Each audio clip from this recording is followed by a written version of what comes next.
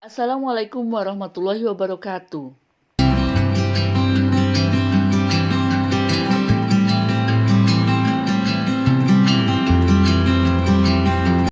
Di video kali ini kita akan membahas tentang puasa mampu mengobati hipertensi. Hingga kini, penyebab utama terjadinya tekanan darah tinggi atau hipertensi memang belum ditemukan. Namun, ada beberapa faktor yang dianggap mampu memengaruhi terjadinya tekanan darah tinggi. Satu di antaranya adalah faktor genetik. Sementara itu, pengaruh hormon seperti hormon renin merupakan faktor kecil penyebab terjadinya penyakit tekanan darah tinggi. Tekanan terus-menerus terhadap urat saraf yang menyebabkan kontraksi pembuluh darah dan penyempitan pembuluh darah kecil kapiler juga termasuk faktor yang dapat menyebabkan terjadinya tekanan darah tinggi. Selain itu, ada beberapa variabel yang dapat memengaruhi naiknya tekanan darah, seperti usia, berat badan, jumlah lemak dalam darah, jenis kelamin, riwayat penyakit organ dalam, dan kebiasaan merokok.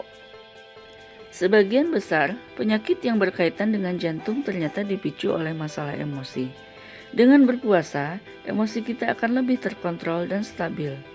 Puasa akan mengurangi produksi hormon yang dapat meningkatkan tekanan darah dan memperberat kinerja jantung.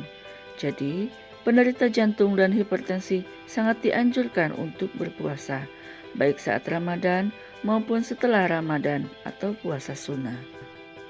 Jika tidak terkontrol, hipertensi dapat menyebabkan terjadinya komplikasi, seperti penyakit jantung koroner dan stroke, gagal jantung, gagal ginjal, penyakit vaskular perifer, dan kerusakan pembuluh darah retina yang mengakibatkan gangguan penglihatan. Semakin tinggi tekanan darah, semakin tinggi pula resiko kerusakan pada jantung dan pembuluh darah yang ada pada organ besar, seperti otak dan ginjal.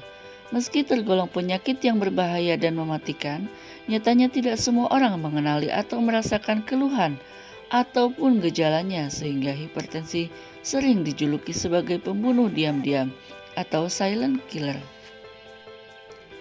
Namun, secara umum keluhan-keluhan pada penderita hipertensi antara lain sakit kepala, gelisah, jantung berdebar-debar, pusing, penglihatan kabur, rasa sakit di dada, dan mudah lelah.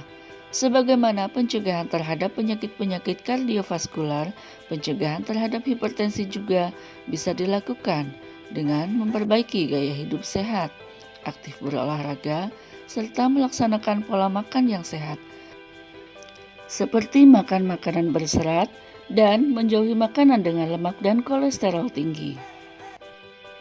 Itu semua bisa didapatkan dengan melakukan puasa. Puasa dapat menstabilkan tekanan darah yang disebabkan oleh pola makan yang tidak terkontrol, juga menstabilkan emosi dan rasa cemas yang sering terjadi.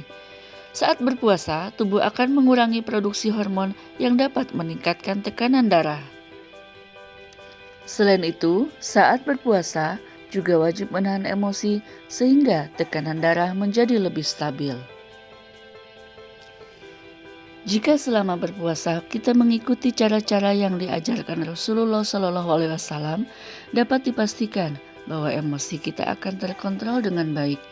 Puasa memang bukan sekedar mengendalikan diri dari makan dan minum, melainkan juga melatih emosi agar selalu dalam kendali akal dan pikiran.